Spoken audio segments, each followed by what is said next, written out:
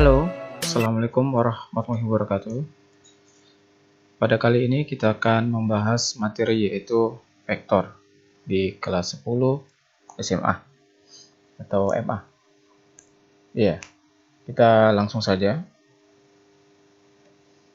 Yang pertama itu adalah kita mengenal konsep vektor. Ada dia besaran. Besaran dibagi lagi yaitu besaran skalar dan besaran vektor. Besaran skalar adalah besaran yang hanya memiliki nilai dan tidak memiliki arah. Nah, contohnya itu jarak, luas, volume, daya, dan lain-lain. Ada besaran vektor, yaitu besaran yang memiliki nilai dan arah. Di contohnya, itu adalah perpindahan, kecepatan, percepatan, gaya, dan lain-lain. Nah, jadi ini besaran skalar dan besaran vektor, contohnya ini harus diingat ya. Karena nanti bakal kita akan mengetahui beberapa contoh dari besaran skalar dan vektor. Nah, dari gambar ini, apakah ada vektor di antara yang di sini kan? Nah, ini. Ada nanti orang, mungkin bisa kita lihat sini, ada beberapa yang bergerak. Dari sini mungkin bisa kita jawab, apa sih vektor itu dari gambar tersebut? Baik, kita lanjut. Oke, jadi sini ada orang ya.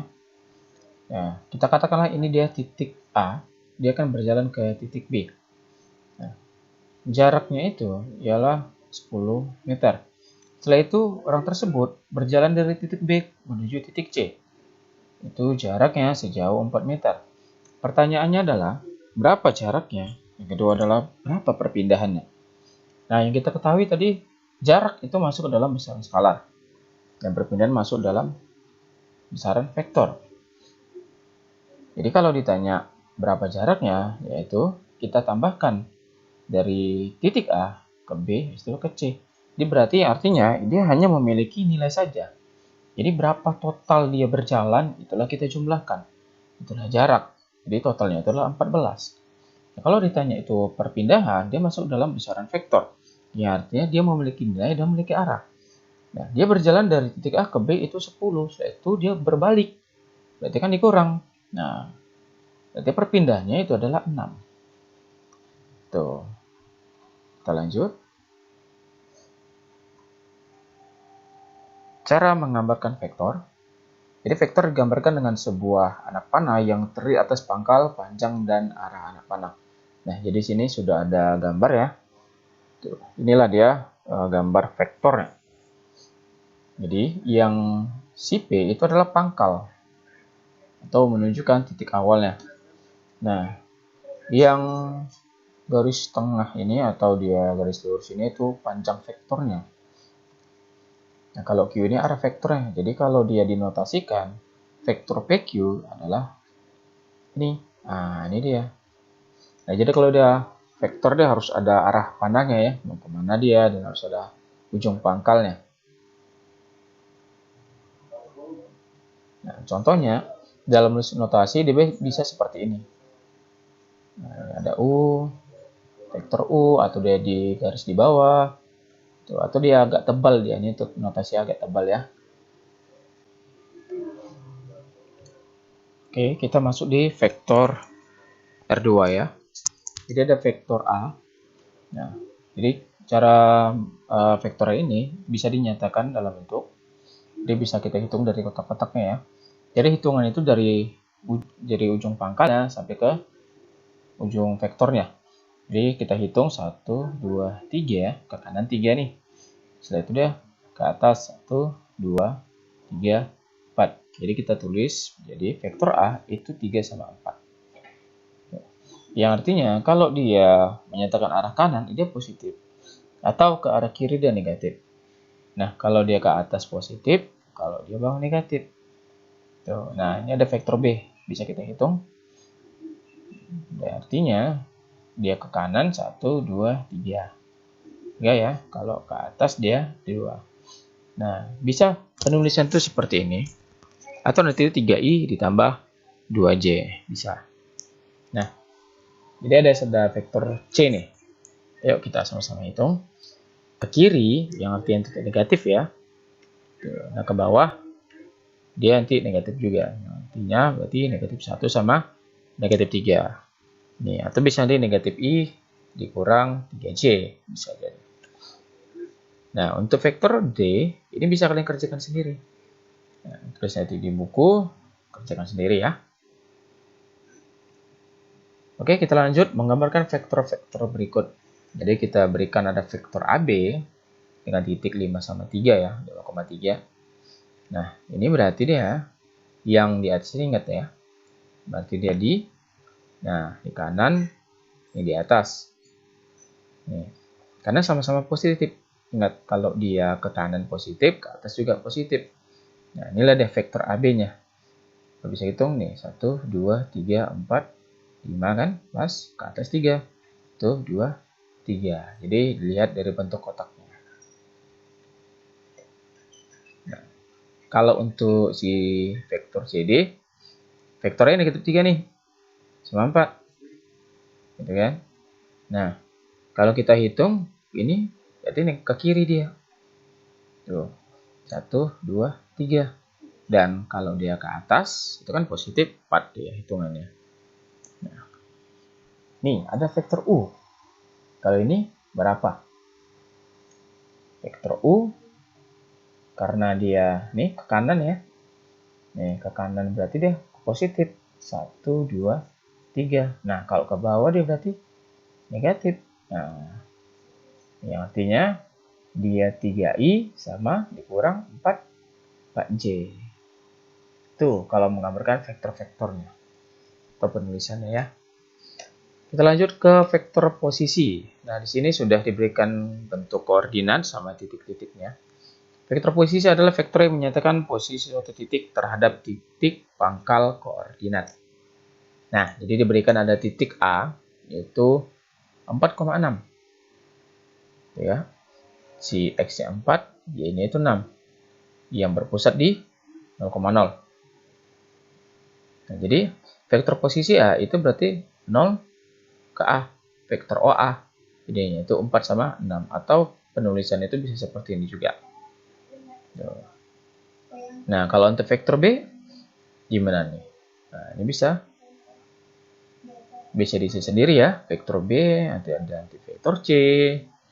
Nah, itu nanti ada vektor D. Ini vektor D ya. Yang bisa diisi sendiri nanti ya. Nah, kita lanjut menentukan vektor jika diketahui koordinat titik pangkal dan koordinat titik ujungnya. Contoh, jika diketahui titik A 2,3 dan B 8,5, tentukan vektor AB. Nah, jadi ada gambarnya. Langsung kita buat, ini titik si A-nya 2,3. Lihat ya, 2 sama 3. Nah, untuk titik B ya, lihat nih 8,5. Tentukan vektor AB. Nah, ini kan menggunakan gambar. Kalau ini, kita menggunakan cara pengurangannya. Kalau dia vektor posisi, gitu kan, menentukan vektor posisi dari vektor A yang sudah diketahui sama B. Yang artinya, vektor B dikurang vektor A. Dia menentukan berapa sih jaraknya itu. Jadi, 8 dikurang 2 dan 5 dikurang 3. Yang artinya 6 dikurang, atau 62 gitu, 6,2. Tuh, jadi berapa jaraknya dari titik A ke titik B. Tuh, jadi tinggal dikurangin aja. Tuh. Nih, diketahui koordinat titik P negatif 2,5 dan Q 7,-3. Tentukan vektor PQ. Nah, sama seperti tadi, kita dibalik aja gitu cara pengerjaannya. Tinggal dikurang saja. 7 kurang negatif 2, berarti negatif sama negatif itu kan positif. Berarti 7 tambah 2 itu 9. Ini negatif 3 dikurang 5, berarti negatif 8. Kita masuk ke contoh yang lain. Nah, ini diketahui koordinat titik A 8,-3 dan vektor AB 3 sama 7. Tentukanlah koordinat titik B. Ini kebalikannya. Kalau tadi kan kita mencari berapa sih vektornya. Nah, sekarang kita mencari koordinat titiknya. Kalau diketahui salah satu titik dan panjang vektornya. Nah, jadi penyelesaiannya itu sama seperti tadi. Kita kurangin dulu. Ini kan vektor posisi kan. Berarti vektor AB sama dengan B dikurang A. Karena vektor AB-nya sudah diketahui, tuh kan? Kita masukkan aja. Ini kan karena kita mencari titik B, kita pindahkan vektor si A-nya ke sebelah. Karena dia negatif, berarti pindah ke jadi positif. Nah, atau kita tukar posisi supaya lebih enak, jadi B-nya di sini ya, sebelah kiri ya. Berarti vektor B sama dengan vektor AB ditambah vektor A. Nah, karena vektor AB sudah ketahuin, kita masukkan aja angkanya. Vektor A sudah ketahuin, masukkan aja. Nah, tinggal ditambahin 3 ditambah 8, itu 11, 7 ditambah negatif 3, yaitu dikurang ya, berarti di hasilnya 4. Maka koordinat titik B adalah 11,4. Untuk contoh yang kedua, sama juga seperti tadi ya. Nah, ini bisa dikerjakan sendiri ya. Saya akan kerjakan di buku tulis.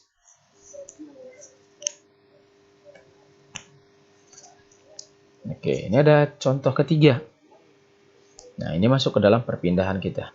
Jadi, Doni memindahkan meja belajar adiknya dengan mengarahkan ke kanan sejauh 6 meter. Nah, perpindahan meja ABCD adalah, jadi kita gambar dulu nih. Nah, kita gambar dulu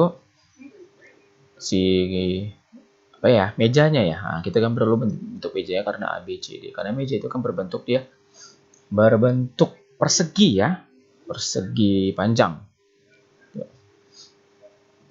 Nah, ini sebagai clue aja ya. Nanti bisa kerjakan juga sendiri. Berapa sih dia perpindahan mejanya kalau dikirakan dia sebanyak 6 meter. Nah, oke, kita masuk ke panjang vektor. Perhatikan ilustrasi di bawah ini. Jadi diberikan titik itu x, y, yang absisnya itu x dan ordinatnya itu y, yang berpusat dari titik 0. Nah, pertanyaannya, berapa jarak dari titik 0 ke P? Nah, bisa kita lihat ini seperti kan gambar segitiga kan? Nah, kalaulah kita lihat ini gambar segitiga, berarti penggunaan rumus Pitagoras. Nanti sini si X-nya, ini si-nya, atau sini si A, ini si B bisa kita buat. Tuh, berarti vektor OP itu X, Y, yang artinya panjang vektor OP itu akar X kuadrat ditambah Y kuadrat. Ini dari rumus Pitagorasnya yang kita gunakan. Nah, untuk lebih jelasnya kita masuk ke contoh ya. Nih, diketahui vektor A itu negatif 4,3. Tentukan panjang vektor A. Jadi kita langsung aja masuk ke rumus. Jadi vektor A sama dengan akar negatif 4 dipangkatkan 2 ditambah 3 pangkat 2. Nah, jadi 16 tambah 9 yaitu akar 25. Akar 25 itu adalah 5. Nah, jadi panjang vektor A itu adalah 5 satuan. Ini kan kalau dia satu titik kan, gimana kalau dia 2 titik? Nah, kalau dia 2 titik, dia rumusnya ini. Tuh, untuk lebih jelasnya bisa lihat di materi sistem koordinat. Bisa kita lihat nanti ya. Baik, ini ada soal latihan. Ada beberapa soal latihan ini bisa dikerjakan sama kalian di buku tulis ya. Dicoba-coba. Kalau memang kurang paham, bisa diputar lagi videonya untuk melihat rumus dan penjelasan-penjelasan yang lainnya. Terima kasih. Assalamualaikum warahmatullahi wabarakatuh.